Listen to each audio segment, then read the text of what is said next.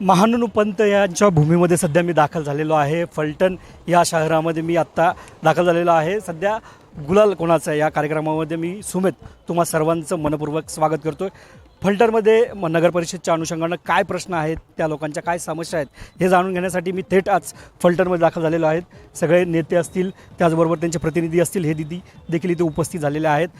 शिवसेनाचे नेते आहेत, त्याचबरोबर महाविकास आघाडीचे काही नेते आहेत, भारतीय जनता पार्टीचे इथे नेते आहेत. विशेष करून इथं दोन उमेदवाराची लढत आहे. रामराजे निंबाळकर वर्सेस रणजित निंबाळकर असा इथं सामना पाहायला मिळतो आहे. रामराजे निंबाळकर हे अधिकृतरित्या नसले तरी त्यांचा मुलगा जो आहे तो इथून आपली नगराध्यक्षाची पदावर ते दावेदार आहेत आणि सध्या ते लढत आहेत. ह्याच अनुषंगानं इथले काय प्रश्न आहेत, इथल्या लोकांच्या काय समस्या आहेत हे जाणून घेण्यासाठी मी थेट आज फलटणमध्ये आलेलो आहे. मी सुरुवात करतो आहे इकडल्या कार्यकर्त्यांपासून. काय एकंदरीत या संपूर्ण जे फलटणचं नगरपरिषद आहे, 35 वर्षापासून रामराजे निंबाळकरांची सत्ता इथं आहे. काय आणखीन समस्या आहेत, काय सांगाल त्याबद्दल? गेली 35 वर्ष फलटण तालुका आणि फलटण शहरामध्ये श्रीमंत रामराजे यांच्या माध्यमातून सत्ता आहे. आता गेली 35 वर्ष नगरपालिकेमध्ये आम्ही काम करतो आहे. नगरपालिकेमध्ये आणि प्रामुख्याने तालुक्यामध्ये काम करत असताना श्रीमंत रामराजे यांनी सर्वांगीण विकास केलेला आहे. सर्वात मोठा हा तालुका 50% दुष्काळी होता, तो आता 90% बागायत झालेला आहे. म्हणजे रामराजांच्या माध्यमातून पाण्याची क्रांती झाली. या ठिकाणी अनेक कंपन्या आलेल्या आहेत, औद्योगिक क्रांती झालेली आहे. फलटण शहरामध्ये बघाल तर फलटण शहरामध्ये सुद्धा एक अतिशय उत्कृष्ट इमारती झालेल्या आहेत, नाना पार्क झालेले आहे. फक्त थोडी रस्त्याची खराबी, पण गेली 4 वर्षे प्रशासक राजवट आहे, त्यामुळे रस्ते थोडे खराब झाले असते. तर फलटण शहरामध्ये सगळे रस्ते हे अंतर्गत रस्ते आहेत, ते अतिशय चकाचक आहेत.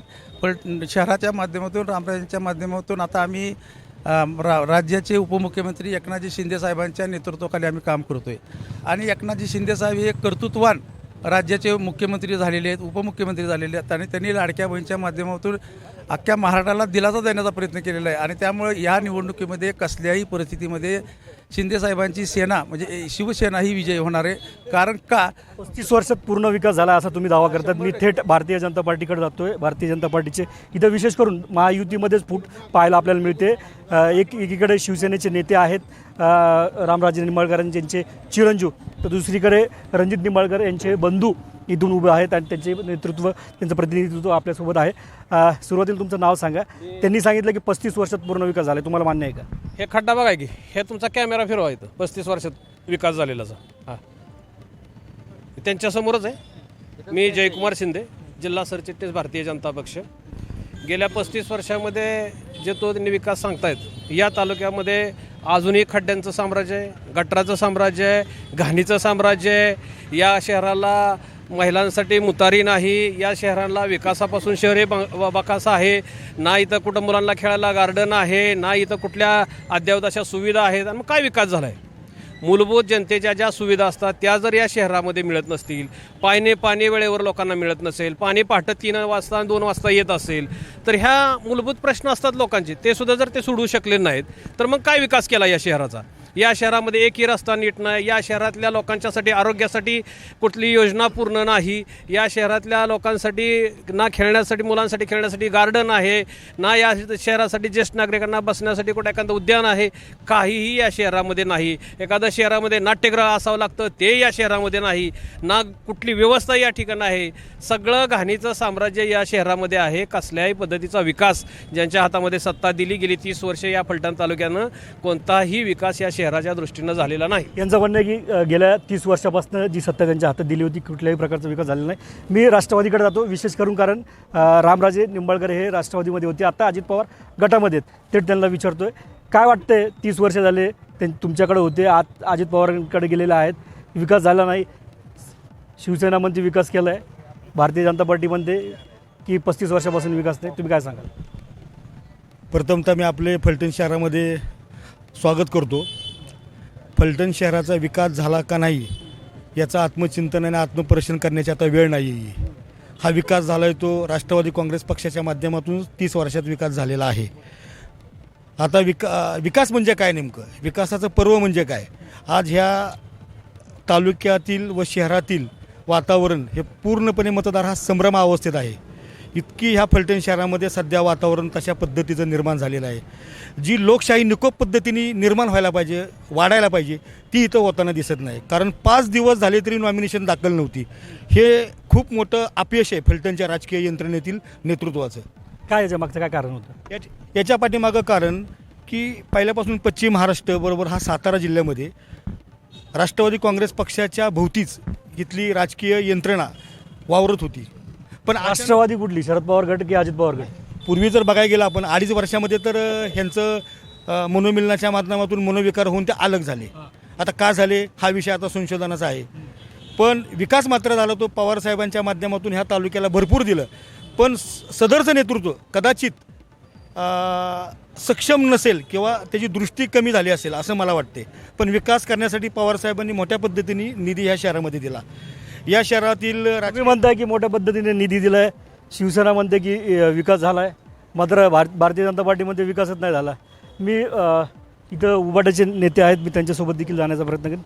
काय वाटतं 20-35 वर्षात निधी मिळाला असं राष्ट्रवादी सांगते, भारतीय जनता पार्टी म्हणते की विकास नाही आहे, शिवसेना म्हणते की आम्ही 90% विकास केला आहे. उबाटाला काय वाटते? गेल्या 30 वर्षामध्ये आता मी माझ्या 5वीलाच राजकारण पुजलेलं आहे. मी गल्लीतून राजकारण पाहत आलेलो आहे. या फलटण शहरामध्ये फक्त गटातटाचं राजकारण आत्तापर्यंत इथं फलटणच्या नागरिकांनी पाहिलेलं आहे. त्याच्यामध्ये विकास हा कोठेच आम्हाला दिसलेला नाही आहे. त्याच्यामध्ये एक उल्लेख करावासा वाटतो की या ठिकाणी फक्त गुंड प्रवृत्तीच्या लोकांना या ठिकाणी पाठीशी घातलं जातं राज्यकर्त्यांकडून. त्याच्यानंतरनं 2 नंबरचे जेवढे काही धंदे आहेत त्यांना पाठी राखण केली जाते त्यांची. तर त्यांच्याविषयी काहीतरी पोलीस प्रशासनाने पण कोणाचाही दबाव न घेता तर त्यांच्यावर कारवाई केली पाहिजे. पोलीस प्रशासन महत्त्वाची, इथल्या नागरिकांना सुरक्षा खूप महत्त्वाची आहे. तर सुरक्षेच्या बाबतीत फलटण थोडंसं काय काय झालेलं इथं सुरक्षा म्हणजे नेमकं काय प्रकरण घडलेले आहे त्या संदर्भात? तसे प्रकरणं घडलेली बरेच आहेत, परंतु पोलीस प्रशासनाला दबाव असल्यामुळे पोलीस प्रशासन योग्य ती भूमिका त्याच्यामध्ये. कोणाचा दबाव इथं नेमकं? दबाव आता दोन्ही गटाचा आपल्याला दिसतोय नाही. तर दबाव फलटणमध्ये कसं आहे, राजकारण होत असताना सर्वसामान्यांना खरं तर चांगल्या पद्धतीनं न्याय मिळाला पाहिजे. परंतु इथं सर्वसामान्यांना न्याय मिळत नसून इथं जे काही गुंड प्रवृत्तीचे लोक आहेत त्यांना मात्र पाठीशी घालण्याची दोन्ही गटाची भूमिका आम्ही या ठिकाणी ती आहे, हे आम्ही त्यांचा जाहीर या ठिकाणी निषेध करतो. मी काही सामान्य नागरिक आहेत, आपण थेट त्यांच्याशी बोलण्याचा प्रयत्न करूयात. दादा, काय नाव आहे तुमचं? माझं नाव विजय चोरमले, ॲटोवाला. 30 वर्ष रिक्षा चालवते. 30 वर्षापासून रिक्षा चालवतात. हां, हे नेते आहेत, हे सगळे म्हणतात, हां. शिवसेना म्हणते की आम्ही 30 वर्षापासून 35 वर्षापासून विकास केला. आता ऐका, हां. रामराजांचा इथं पराभव 100% होणार. अच्छा. एकतर्फी 27-0 सुद्धा होणार आहे. ओके. का होणार आहे? त्यांनी कामच केलं नाही. 30 वर्ष भुयारी गटर अख्खी खाल्ली. हां. जवळपास 100 का 200 कोटीची योजना होती. किती? 100 ते 200 कोटीची योजना होती, टोटल खाल्लेली आहे त्यांनी. हां. आणि डांबर बघा काय आहे. ओके. काय डांबर काय लायकीचं आहे बघा की. काय त्याला लेअर असतात. हे कॉन्ट्रॅक्टदार यांनी माजावलेत. त्यामुळं ह्यांचीच सत्ता, सत्तेतनं पैसा, पैशातनं सत्ता असं चाललेलं आहे. तर कृपा करून आमच्याकडे बदल आहे का? तर आहे. दोन्ही आमच्याकडे राष्ट्रवादी, अजित पवार गट आणि भाजप 1001% नक्कीच आपण पाहायला गेलं तर सामान्य लोकांची एक प्रतिक्रिया आहे की ते म्हणत आहेत की जो 35 वर्षापासून रस्त्याचं कॉन्ट्रॅक्ट असेल किंवा इतर कॉन्ट्रॅक्ट असेल याला पोचण्याचं काम रामराजे निंबाळकर, जे अनिकेत निंबाळकर यांचे वडील आहेत, त्यांनी केलेलं. मी शिवसेनेकडे जातो, शिवसेनेची भूमिका काय ती सांगतो. ते म्हणत आहेत की सामान्य नागरिक म्हणत आहेत की जे रस्ता आहे त्या रस्त्याचं कॉन्ट्रॅक्ट जे आहे ते कॉन्ट्रॅक्टांना शह देण्याचं काम इथले रामराजे निंबाळकर यांनी केलेलं आहे. रामराजे निंबाळकरांचं नाव घेतलं त्यांना, बरोबर आहे. पण रामराजेंचा नेता अजितदादा पवार आहे. ह्या शहराचं वाटोळं अजित पवारांनी केलंय. का सांगतो तुम्हाला, जर बारामती इतकी सुधारते तर शेजारच्या तालुक्यात 30 वर्ष आमदार त्यांचा सत्ता त्यांची राष्ट्रवादीचं घड्याळ येत होतं. त्या अजित पवारांना फलटणचं वाटोळं केलं, ते भाजप अजितदादावर आहे. आणि हिथं कौतुक काय आहे माहिती आहे का, हिथं आमदार राष्ट्रवादीचा आहे. आमदारानं, शहर प्रमुखानं, तालुका प्रमुखानं, जिल्हा प्रमुखानं इथं राष्ट्रवादी संपुष्टात आणली. इथं नगराध्यक्ष 30 वर्ष राष्ट्रवादीचं असताना 7 शिटाव घड्याळाला इथं लढावं लागतंय. इथं वाटोळं अजितदादाने केलं म्हणून या अजितदादाला भोगायला कर्माची फळं आल्या. ते हे रामराजेंची चूक नाही. त्यांचा जो आका होता का ना, आका बारामतीचा, आकानं फलटणचं वाटोळे केलं. इथं डिके पवारचा एक गट केला, एक नंदू मोरे यांचा केला, एक रामराज यांचा केला, असं 5-10 गट अजितदादानं केलं होतं. आणि त्या अजितदादानं वाटोळे केलं. आणि आता उद्या येईल इथं म्हणाल मी फलटणची बारामती करतो. बारामती करत नाही, इथलं उचलतो बारामती. नक्कीच यांनी सांगितलं की जो आका आहे तो राष्ट्रवादीचा आका आहे. आपण राष्ट्रवादीची भूमिका काय ती जाणून घेऊया. ते म्हणतात की अजित पवारांना काय वाटोळे केलेले आहे. रामराजे निंबाळकर हे अजित पवार गटामध्ये आहेत, शिवसेनेमध्ये नाहीत. मग काय मला कळालं नाही. ते म्हणतात की अजित पवारांना वाटोळे केलेलं आहे. ते म्हणतात की ही सगळं जे रामराजे निंबाळकर आहेत 35 वर्षापासून इथनं जे लोणी आहे ते खाण्याचं काम त्यांनी केलेलं आहे. जे आहे ते जे इथल्या कॉन्ट्रॅक्टदारांना दिलेलं आहे. अजित पवारांनी फलटणचं वाटोळं केलं. अजित पवार का वाटोळ करतील फलटण शहराचा? अहो आत्ता चालू आता नवीन जे निवडून आलेत आमचे आमदार साहेब, बऱ्यापैकी उत्तर द्यायचं आहे आम्हाला. बऱ्यापैकी आता अजितदादांनी 50 ते 60 कोटीचा निधी ह्या फलटण शहरात दिला आहे. आत्ता चालू असलेले जे बस स्टँड आहे, बस स्टँडला त्यांनी आता 15 कोटी रुपये मंजूर करून दिलेले आहेत. पण ते म्हणतात की कॉन्ट्रॅक्टदारांना अजित पवारांनी शह दिलेलं आहे. कसं असं आता ती म्हणतील म्हणून आम्ही हे करायचं का? ठीक आहे, मी सामान्य लोकांची प्रतिक्रिया. सामान्य नाही, आमची एक कामगार संघर्ष संघटना आहे, मी त्याचा संस्थापक अध्यक्ष आहे. नाही, पण तुम्ही कामगार संघटनेचे आहात. हे म्हणतात की कॉन्ट्रॅक्टदारांना शह द्यायचं काम केलेलं, तुम्हाला मान्य आहे का?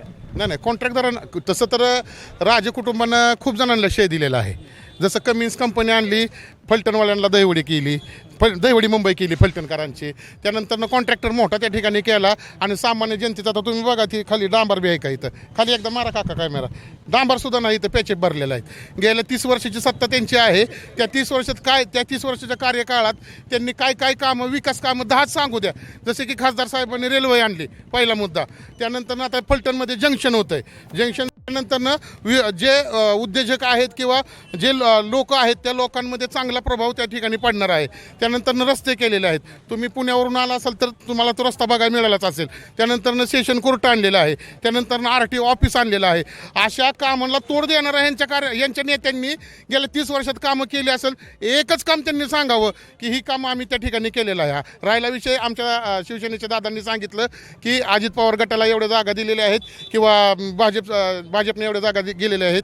परंतु युतीत असणारा जो महाविकास आघाडीचा जो हा पक्ष आहे त्या पक्षामध्ये रामराजे नाईक निंबाळकरांनी, म्हणजे नाव घेऊन बोलतोय, रामराजे नाईक निंबाळकरांनी त्या ठिकाणी खो घातला. आणि हो का त्यांचे धाकटे बंधू ते तुतारीत होते यांच्या पक्षात, मोरे साहेबांचे. आरोप काय नेमकं ते सांगा. आरोप माझा एवढंच आहे की फलटणच्या जनतेचं वाटोळं केलं. फलटणच्या जनतेचं वाटोळं केलं म्हणतात, तुम्हाला काय वाटतंय? आता विषय असा आहे, आत्ता माझे मित्र शिवसेनेचे सन्माननीय युवरे साहेबांनी सांगितलं की आम्ही 7 तिकीटं दिली. अहो, मूळ शिवसेनेला 1 तिकीट दिलेलं दाखवा, राजीनामा देतो. 1 तिकीट दाखवा, 1. अख्खा इथं सट आणलाय, अख्खा सट घेतला अंगावर. आणि कुठं दुसऱ्याची गोष्टी सांगता तुम्ही? एक शहराध्यक्षाला तिकीट देऊ शकले नाहीत. काय कारण आहे त्याचं? निष्ठावान शिवसेना करती कष्ट. काय कारण काय आहे? कारण काय, त्यांनी आयता सट घेतला ना विकत. आणि वाटोळा आम्ही शरद पवारांनी अजितदादांनी केलं. नेतृत्व जे आहे ते नेतृत्व कचखमी नेतृत्व घेतलंय. ह्यांच्याच्यानी काय होईना म्हणून आयतं नेतृत्व घेतलंय, आयतं नेतृत्व घेतलंय. यांच्या प्रश्नाचं उत्तर देऊ दे त्यांना, यांच्या प्रश्नाचं उत्तर देऊ दे. काय आरोप केले? कमरेखालची भाषा वापरून उपयोग नाही. आका महाराष्ट्र नाही, आका महाराष्ट्र नाही. आका माझं उत्तर घ्या. त्यांना उत्तर देऊ द्या, मी तुमच्याकडे येतो. त्यांना उत्तर देऊ द्या, मी तुमच्याकडे उत्तर घ्या. आका महाराष्ट्र नाही, आका भारत देश हिंदू हृदय सम्राट बाळासाहेब ठाकरेच्या नावाने ओळखला जातो. आणि त्यांच्या विचारावर चालणारे आमचे महाराष्ट्र राज्याचे लाडके उपमुख्यमंत्री आणि आमच्या पक्षाचे आत्ताचे पक्षप्रमुख एकनाथबाईजी शिंदे, शिवसेना या आदेशावर चालते ना. आम्हाला आलेल्या आदेशानुसार आम्ही सगळे मोठ्या मनाने सीटं डिझॉल्व केली ती. आणि शिवसेना आदेशावर चालणार, कुणाच्या तिथं गड्याळावनी गुलामगिरी करणार नाही. इथं नगराध्यक्ष गड्याळात होता, इथं सात जागा दिल्यात. आमदारानं, जिल्हा अध्यक्षानं आणि तालुकाध्यक्षानं स्वतःचा पक्ष डुबावला आणि आता काट्या घेऊन येते ती काट्या माग. तुम्हाला काय वाटतंय? आम्ही पक्षाचा आमदार दिलाय, तुम्हाला काय दिलं? एक सीट दिलं नाही, त्याच्यावर बोला. आणि कुठली कमरखालची भाषा वापरली आणि नुसतं बोंबलून होत नाही. असं बोंबला 30 वर्ष घालवली तुम्ही. एक मिनिट होतं हे आता जी आमच्या मोठ्या भाऊंनी सांगितलं, परंतु या लाईनीच बघितलं का ना, ते दादासाहेब ऐका की, ते दादासाहेब ग्रामीण भागातले आहेत, त्यांचा शहरात संबंध नाही, ते इथं आहेत. दादा बी ग्रामीण भागातलंच आहेत. शहरातली बोलवा इथं, शहरातली लोकल बोलवा नाही तर बाईट व्हायचं आहे ना, होऊन जाऊ त्या 2-2, पण शहरातली बोलवा. ग्रामीण भागातली कशाला बोलावताय तुम्ही? आमच्या मला मला मला नाही मला सामान्य लोकांच्या एकदा प्रतिक्रिया घेऊ द्या. मी सगळं तुमच्याकडे येतो. मला लोकांना विचारू द्या. काय तू एक यंगेस्ट आहे, काय 35 वर्षापासून विकास झालाय तुला वाटते? रामराजेंच्या माध्यमातून विकास झालाय का? तर झालाच आहे. आम्हाला फलटण शहर सुरक्षित पाहिजेत. आम्हाला बिहार नाही करायचं फलटण काय काय कारण आहे? आम्हाला वाढण्या घ्यायचं नाही. कारण काय? अहो काय कसलं कॅन्डिडेट दिलाय? काय त्याला पात्रता आहे का? गेली 10 वर्ष मल्टन मध्ये नगरसेवक होते. कधी कुणाच्या माहितीला गेलेत का ते? हे विचारा ह्यांना. नाही कशाला? 30 वर्षाचा बरं 30 त्यांनी पहिला आरोप केला की वृद्धांसाठी नाना नानी पार्क नाहीत. या फलटण शहरामध्ये 4 ठिकाणी नाना नानी पार्क आहेत, उद्यान आहे. तुम्हाला सांगतो सगळ्या सुविधा उपलब्ध करून दिल्यात. म्हणूनच 35 वर्षे ही जनता शिवसेनेच्या आणि रामराजांच्या पाठीशी लागलेली आहे. ऐका जरा. आणि आता तर राज्याचे उपमुख्यमंत्री एकनाथभाई शिंदे यांच्या नेतृत्वाखाली आम्हाला फलटण सुरक्षित ठेवायचंय, दहशतमुक्त करायचंय. आणि म्हणून यावेळेला या नगरपालिकेमध्ये शिवसेनेच्या माध्यमातूनच शिवसेनेची सत्ता येणार आहे. आता मला एक महिलेला प्रश्न विचारू द्या. सगळे जेंट्स झालेत. ताई, तुम्ही एक यंगेस्ट आहात. खरंच फलटणमधला विकास झालाय, महिला सुरक्षित आहे. ते म्हणतात की सुरक्षित नाही वाटतंय. महिलांचं त्यांचं मला माहिती नाही काय, पण महिलांचं सुरक्षिततेचं मी बोलू शकत नाही. कारण की ऑफिसला जेव्हा लोक येतात तेव्हा महिला कंप्लेंट घेऊन येतात. मी स्वतः मुलगी आहे, त्यामुळे महिला माझ्याशी ओपनली बोलतात. त्यामुळे ते बोलतात की महिला सुरक्षित नाही, आम्हाला काहीच काम नाही, आम्हाला काहीच काम मिळत नाही, आम्हाला काहीच काम मिळत नाही, आम्हाला काहीच विकास होत नाही. मग ते म्हणजे विकास त्यांचा झालेलाच नाहीये. मग येणाऱ्या काळात आपण विकास करणार आहे. हा तुमचं विजन काय असणार भारतीय जनता पार्टी? मी महिलांना सगळ्या योजना पोहोचेल, त्यांच्या हाताशी काम कसं लागेल करेल, त्यांना सुरक्षितता असेल, त्यांना विविध कॅम्प्स देतील. आणि ही युवक असल्यामुळे AI चा हेल्प घेऊन ई लायब्ररी वगैरे डेव्हलप करेल इथं. ठीक आहे. तुम्ही विरोधी पक्षामध्ये होतात. ऐका माझा प्रश्न ऐका. तुम्ही विरोधी पक्ष नेत्यामध्ये होतात 30 वर्षापासून विरोधी पक्ष नेता. आत्ता भारतीय जनता पार्टीचं जर सरकार आलं तर तुमचं विजन काय असणार ते मला सांगा. त्याच्यावर मी त्यांचं उत्तर घेतो. सगळ्यात पहिलं मला तुम्हाला सांगायचं आहे की आम्ही विभागवार ऑफिस करू आणि विभागवार ऑफिस करून कुठल्याच व्यक्तीला हेलपाटे घालावे लागणार नाहीत, जन्माच्या दाखल्यासाठी, मृत्यूच्या दाखल्यासाठी किंवा घराच्या उतारासाठी. दुसरी गोष्ट, जी 24/7 म्हणून ह्यांनी योजना आणली आणि त्याचे 128 कोटी रुपये मातीत घातल्यात, त्याची चौकशी लावून ज्यांनी हात खाल्ल्यात त्यांना हातकाड्या घालायला लावू, मग तो कोणीही असू. इथलं गेल्या 35 वर्षापासून इथला पाण्याचा प्रश्न आहे. त्या पाण्याच्या प्रश्नावर तुम्ही काय करणार ते मला सांगा. एक मिनिट मला कंप्लीट करू द्यात. ह्यामध्ये एक टिफाय नावाचं प्रकरण घडलेलं आहे. मी जाहीरपणे आज सांगतो, येणाऱ्या वर्षाच्या आत रघुनाथराजे नाईक निंबाळकर यांना हातकडी घालून आत नाही बसवलं तर बापाचं नाव लावणार नाही. कोर्टात केस चालू आहे म्हणून मी जास्त बोलत नाही. मला बोलायला भाग पडू नका. तो मुद्दा आता नाहीये. मला उभाटाकडे जायचंय. तुमचं जर सरकार आलं तुमचं विजन काय असणार आहे? सध्या फलटणमध्ये आमचे फक्त 3 उमेदवार उभे आहेत. भविष्यामध्ये आम्ही आणखीन चांगल्या ताकदीने प्रयत्न करू. परंतु आत्ता आमचे 3 उमेदवार उभे असल्याने आम्ही फक्त 3 उमेदवार कसे निवडून येतील ह्याचाच आमचा आत्ता सध्या विजन आहे. दुसरी गोष्ट, आम्ही मतदारसंघामध्ये जिथं फिरतोय, हे दोन्ही पण गट जे म्हणतायत की आम्ही विकास केला, पण त्यांच्या नेत्यांनी कपडे बदलल्यासारखे त्यांचे पक्ष बदलून टाकलेले आहेत. ह्यांची नेत्यांची पण निष्ठा पक्षाशी व्यवस्थित नाहीये. विजन काय तुमचं? विजन एकच आहे. एक तर पहिली सुरक्षा, दुसरी स्वच्छता, ह्या पद्धतीनं आणि लोकांची कामं पटपट शासकीय स्तरावर झाली पाहिजेत. हे आपलं विजन आपण ठेवून काम करतोय सध्याच्या घडीला. तुम्ही काय म्हणत 200 कोटी? 200 कोटी गटार योजनेचे पैसे कुठे गेले आणि किती नदीला सगळे नुसते रांजण उभा केले. ओके, हे म्हणतायत हे बरं, हे दोन मी तुमचं घेतलं ना, हे म्हणतायत की 200 कोटीचा घोटाळा झालेला आहे. काय नेमका 200 कोटीचा घोटाळा आहे, त्या संदर्भात काय सांगा. आता एक मिनिट ऐका, मी ह्या घोटाळ्या संदर्भात सांगतो की मला निस्तारण एक योजना आहे, 128 कोटीची जवळपास योजना आहे. पहिल्यांदा अगोदर मंजूर झाली होती. या शहरातून गटाराचे मलनिस्तार योजना केली, बोहेरी गटारा योजना नावानं गाडून घेतली. एकही घर जोडलं नाही त्याला आणि जवळपास 60-70 कोटीचे रस्ते उकारले. आता काम किती % झालेलं आहे? काम काय झालं ना, शून्य. जवळपास 200 कोटी रुपये गाठले गेले त्याच्यात. बंद योजना आहे. आणि हे जे आमचे मित्र आमचे पिंटू शेट्टी यांनी जे सांगितलं आत्ता शिवसेनेचे की 35 वर्ष अजितदादांनी इथं वाटोळं केलं, तर अजितदादांनी वाटोळं केलं ना, अजितदादांनी इथं प्रतिनिधी नेमले होते. रामराजे त्यांचं काम होतं, त्यांचं कर्तृत्व, पण त्यांनी मान्य केलं की इथं विकास झाला नाही, वाटोळं केलं. हे कोणी मान्य केलं? यांनीच मान्य केलं. मला ऐका ना, मी आता शिवसेनेची भूमिका घेतली, मी सगळ्यांची भूमिका घेतली. मला एक विश्लेषकांचं काय म्हणणं आहे ते मी जाणून घेतो, मग मी तुमच्याकडे येतो. हे म्हणतायत की एकीकडे पाहायला गेलं तर हे म्हणतायत की इथं मलचा प्रश्न आहे, अंडरग्राऊंड लाईनचा, ड्रेनेजचा प्रश्न आहे, रस्त्याचा प्रश्न आहे, पाण्याचा प्रश्न आहे. पण इथल्या शिक्षण व्यवस्थेचा काय परिस्थिती, येणारी पिढी जी आहे, भविष्याची पिढी जी आहे, त्या शिक्षण व्यवस्थेसंदर्भातला काय इथला मुद्दा आहे, त्यावर मला एक तुमची प्रतिक्रिया पाहिजे. त्याच्यानंतर इथलं ज्या मूलभूत सुविधा आहेत या संदर्भातलं काय इथला अनुभव तुमचा काय त्या संदर्भात मला. खऱ्या अर्थानं विकास ही चालू राहणारी परंपरा आहे आणि विकास करताना आता हे प्रत्येक जण ह्या डांबरावर बोट दाखवते, हे ह्या नंबरावर दाखवत आहेत. एक मिनिट हे अशी परिस्थिती आहे शहरामध्ये.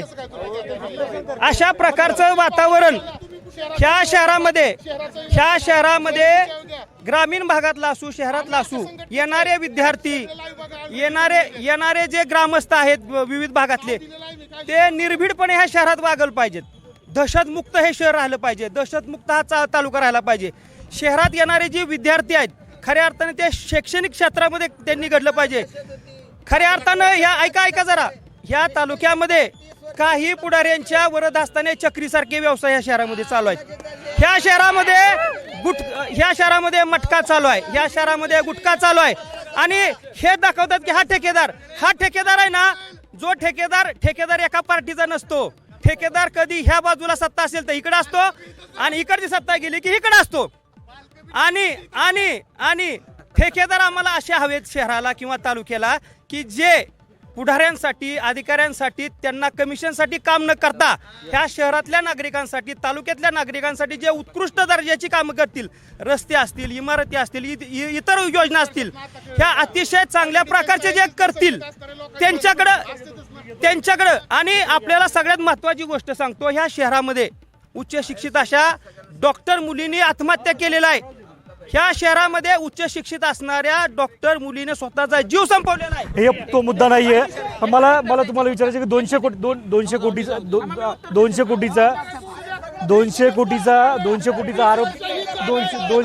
आरोप केलेला आहे. त्या संदर्भात मला ऐका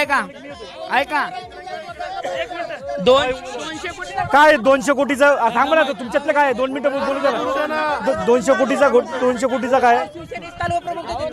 हे बाप, एक मिनिट लक्षात घ्या. खूप कालवा केला म्हणजे आपण बरोबर असतो असा मुळीच नाही. त्यामुळं कालवा करायचं जरा बंद करा.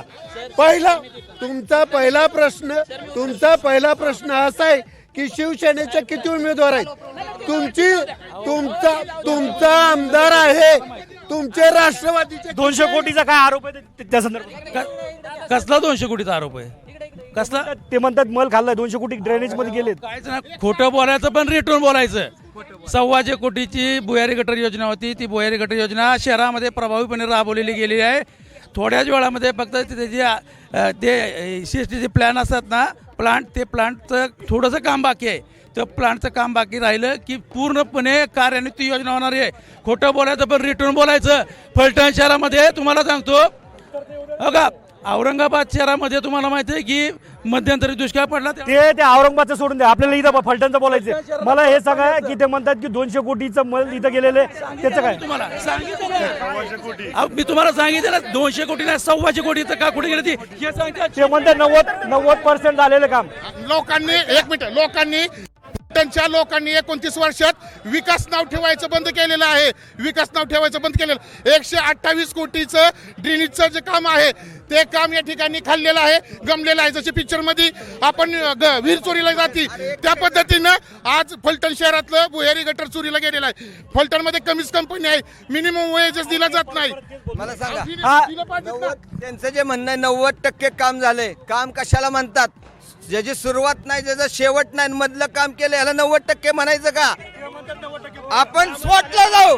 जर 90% झालं असेल, माझं म्हणणं काय, जर माझं जाहीर आव्हान आहे, जर भुयारी गटरचं 90% काम झालं असेल तर ती कार्यान्वित झालेली दाखवा.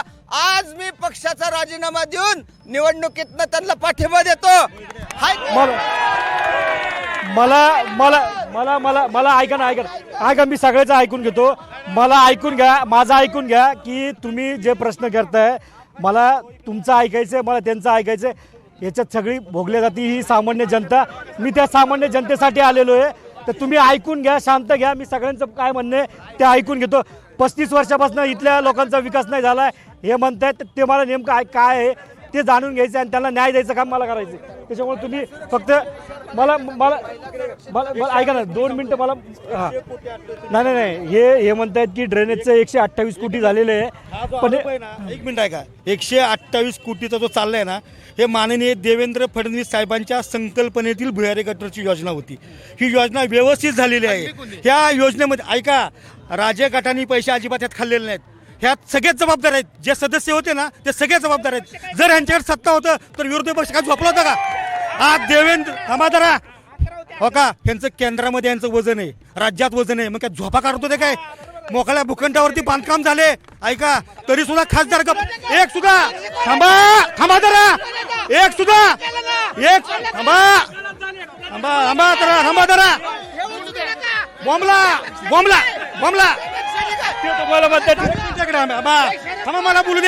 मला बोलू द्या थांबा. कालवा करून आवाज बंद करू नका. तुम्हाला एक सांगतो, इथं जो भ्रष्टाचार झालेला नाही, या मला कुणाचं समर्थन करायचं नाहीये.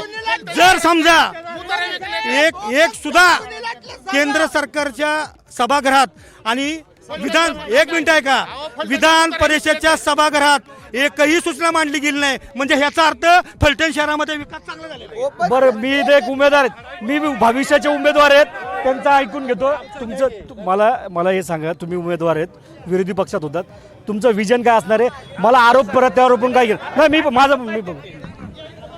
तुमचं विजन सांगा, मला आरोप प्रत्यारोप नाही. प्रथमतः LS मराठी चॅनलचं या श्रीरामनगरीमध्ये फलटणमध्ये आपलं स्वागत आहे. मुळात पंचवार्षिक निवडणूक नगरपालिकेचे 9 वर्षानंतर लागलेलं आहे. नगरपालिका साहेब स्वायत्त संस्था आहे की नागरिकांची सकाळीपासून ते संध्याकाळपर्यंत त्या स्वायत्त संस्थेने काळजी घेतली पाहिजे. पहिली की पाणी महिलांना वेळ आलं पाहिजे, कचऱ्याची गाडी व्यवस्थित आली पाहिजे. एक ग्रामीण भागातील इथं सर्व भागातील लोक आहेत. आज मला एक ह्यांनी सांगावं की ग्रामीण भागातली एखादी महिला. दादा मी काय म्हणतो, तुम्ही उमेदवार आहात, मला तुम्ही फलटणच्या लोकांसाठी काय करणार आहात सांगतो की पहिल्या स्टार्टला आम्ही सुंदर शौचालय निर्माण करणार आहे महिलांसाठी, कारण का एकही शौचालय उपलब्ध नाही. महिलांसाठी शौचालय उभं करणार आहे. त्यानंतर खड्डेमुक्त शहर करणार आहे. त्यानंतर स्विमिंग पूल असेल, महिलांसाठी लेडीज जिम असेल, वृद्धांसाठी गार्डन असेल. या नवनवीन योजना आम्ही करून 7 वेळा तुम्ही त्यांना चान्स दिला. 5 वर्ष आम्हाला संधी द्या आणि 5 वर्ष जर आम्ही नालायक ठरलो तर आम्ही परत मत मागायला येणार नाही. हे म्हणतात की 5 वर्षापासून मला विकास करा. मी काही सामान्य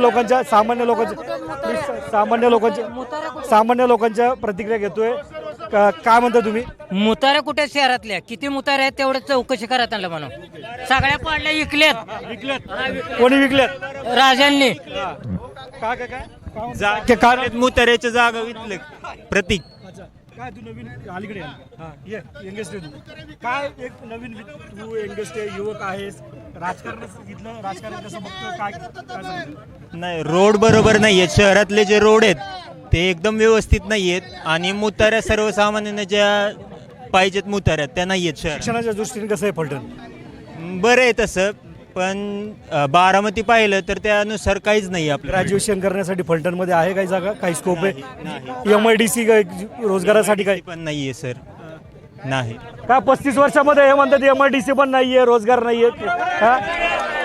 सगळं हे जे म्हणतात सामान्य जनता रोजगार नाही, इथं कमिन्स कंपनी आहे, बाकीच्या दूध संस्थेतनं रोजगार आहेत, लोक इथं कष्टाळू आहेत जे ते स्वतःच्या ह्यानं करत असते. ती आता जे त्यांना सांगितलं की इथं भुयारी गटर योजना काय त्याच्यात भ्रष्टाचार झाला, ते भुयारीचा आता प्रश्न संपला. आता युवकांसाठी MIDC इथं नाहीये, शिक्षणासाठी ते म्हणतात डेव्हलप नाहीये, MIDC डेव्हलप नाहीये. तिथं 5 प्रोजेक्ट आहे. तर काय झाले, समजा त्याचं काय जर चांगलं शिक्षण नसेल झालं, कौशल्य नसेल, तर कमिन्ससारखी मल्टीनॅशनल कंपनी त्याच्यात कौशल्य घेतलेली. तुमचं काय उमेदवार, तुम्ही काय करणार आहे MIDC साठी? MIDC इथं आहे की नाही हे जगाला माहीत आहे. आणि दुसरी गोष्ट, फलटणमध्ये लोकसंख्या जी वाढलेली आहे, इथे ज्या सुविधा आहेत सगळ्या सुविधा मिळत असल्यामुळे इथली जनता, बाकीची जनता या ठिकाणी आलेली आहे. विकास झाल्याशिवाय कुठलेही लोकसंख्या वाढत नाही. इथं जर काहीच नसतं तर सगळं वसाड पडलं असतं. MIDC पासून मुतारीपर्यंत येऊ नका, MIDC पासून मुतारीपर्यंत येऊ नका. ज्या अर्थी लोकसंख्या वाढलेली आहे त्या अर्थी MIDC इथं आली, त्या MIDCच्या माझ्या माध्यमातून रोजगार वाढला आणि त्यामुळं लोकसंख्या वाढली. कोणत्याही ठीक आहे. माझा एक महत्वाचा ऐका ना. अरे मी काय बोलतो, माझा प्रश्न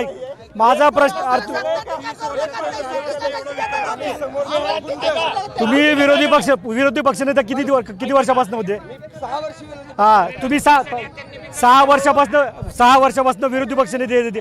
2 घरात, माझा प्रश्न नीट ऐकून घ्या. तुम्ही 6 वर्षापासून विरोधी पक्ष नेते होतात.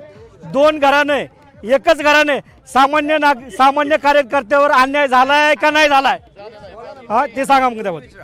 या ठिकाणी 2 घराण्यामध्ये असलेली जी काय होती राजकारण, ह्याची कोंडी फोडायचं काम रणजितसिंह नाईक निंबाळकरांनी केलं. अरे पण घरानेच का, कार्यकर्त्यांनी नाही करू का? सांगतोय ना, रणजितसिंह नाईक निंबाळकरांनी ती भूमिका घेतली आणि कोंडी फोडली. आणि शेवट 10 तोंडाचं रावण. लगेच सांगतो, बोलू द्या, असलं नाही, हे नाही चाललं. मला ह्या जनतेकडून नाही, मला सामान्य लोकांकडून ऐकून घ्यायचे. नागरिकांच्या काय.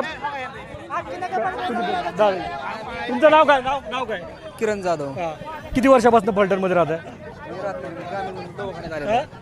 आता दवाखान्यात आलेलो आहे. काय हॉस्पिटलमध्ये कशी परिस्थिती? हॉस्पिटलमध्ये आहे की व्यवस्थित आहेत. काय बेड भेटते? भेटते. हो. काय सगळ्या फॅसिलिटी आहेत? ICU आहे, ECG आहे, काय ब्लड करायचे, एखादी सोनोग्राफी करायची, त्या गोष्टी आहेत, एक्सरे वगैरे? एक्सरे फलटणमध्ये आहेत की एक्सरे काढायचे? तो 2 मला जे माहीत आहेत ते 2 ठिकाणी आहेत. विकास झालाय फलटणमध्ये का? फलटणमध्ये आहे बऱ्यापैकी तसं. महागाई वाढली का? हां, महागाई वाढलेली आहे. फटका बसला का नाही बसला? बसलेला आहे. मग काय वाटतंय विकास? तुम्हाला वाटतं बाबा की फलटण मधला विकास झाला? भरपूर झाला.